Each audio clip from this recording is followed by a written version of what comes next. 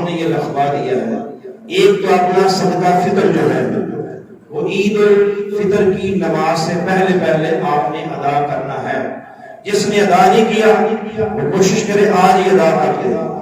عید والے دن دیں گے تو ثواب کم ہوگا، عید سے پہلے دیں گے، رمضان میں دیں گے تو 1 روپے دیں گے تو اللہ 70 روپے کا ثواب عطا فرمائے گا۔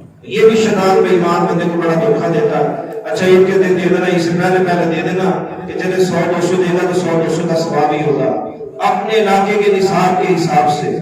ویسے اہل سنت و جماعت ہمارے علماء مشائخ بورڈ نے فیصلہ کیا ہے کہ 320 روپے سے کم نہ دیا جائے، کم از کم۔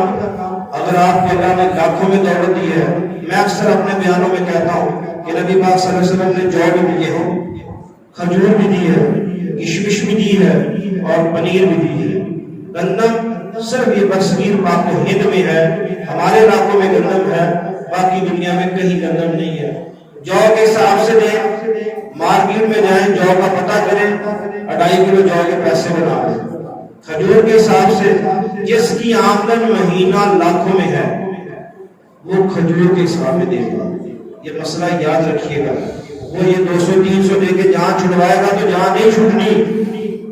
اللہ نے قیامت کے دن پوچھ لینا ہے کہ میں نے اتنا دیا تھا، میرے بندے کو دینے کے لیے موت آتی تھی؟